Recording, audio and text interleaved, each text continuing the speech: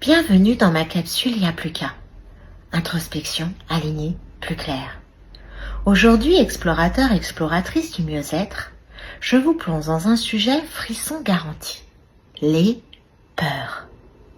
Et non, ce n'est pas Halloween tous les jours, sauf quand votre cerveau a décidé du contraire. Tremblement, cœur qui galope, nœud marin à l'estomac, respiration saccadée, et après un petit tour chez le médecin, tout va bien. Alors, pourquoi ce remake émotionnel d'un film d'horreur à chaque imprévu? C'est simple. Quand une peur arrive, votre cerveau vous envoie un cocktail d'adrénaline, comme s'il y avait un dragon dans votre salon. Spoiler, c'est juste votre responsable, un claquement de porte, ou encore une conversation un peu différente que d'habitude. Alors maintenant qu'on comprend que notre cerveau carbure à l'adrénaline, à la moindre alerte, il est temps de nommer ses peurs pour mieux les apprivoiser. Car derrière chaque peur se cache un besoin souvent mal entendu. Et pour mieux s'y retrouver, voici les 4 grandes familles de peurs que je rencontre souvent en séance. Peur numéro 1. Les peurs existentielles. Du genre, mais qui suis-je vraiment? Où je vais? Pourquoi j'ai soudain envie de changer de vie en voyant un mixeur à la pub télé?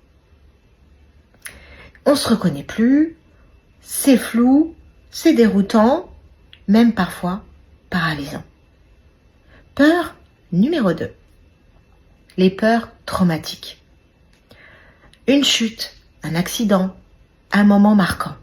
Et hop, un souvenir piégé ou dans un coin de notre cerveau, prêt à sonner l'alarme à chaque signal, même dans des contextes et environnements complètement différents. Peur numéro 3, les peurs personnelles. Que vont penser les autres?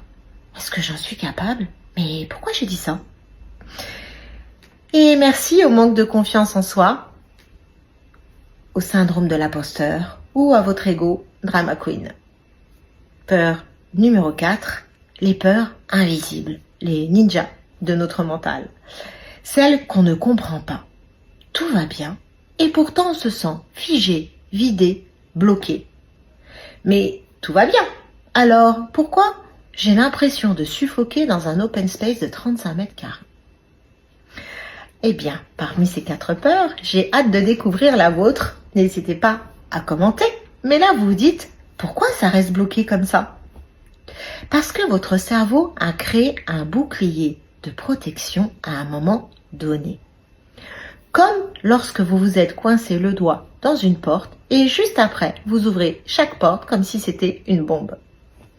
Mais voilà, certaines peurs restent figées, s'installent. Et un jour, c'est plus une alarme ou une alerte, c'est une sirène de pompiers en continu. Et vous ne décidez plus, vous survivez à votre to-do list, tout doit être, tout doit vivre, et tout devient pénible, figé. La bonne nouvelle, c'est que si vous regardez cette vidéo, c'est que votre inconscient vous envoie déjà un message tout doux. Et si on arrêtait d'avoir peur? Grâce à l'hypnose, le MDR, mes outils Y'a plus qu'à, on déprogramme ces vieilles alertes en un climat beaucoup plus sympathique à l'intérieur de vous. Vive la sérotonine, l'hormone du calme et de la joie, et adieu à l'adrénaline en continu. Conclusion. Quand vos peurs prennent trop de place, c'est peut-être le moment pour vous de vous recentrer au cœur de votre vie. Et si on en parlait ensemble, avec Y'a plus qu'à en visio ou en cabinet, je vous accompagne pour transformer vos peurs en clarté intérieure. Likez, commentez, partagez. À très vite pour une prochaine capsule Y'a plus qu'à. En attendant, explorateur, exploratrice du mieux-être, bien à vous.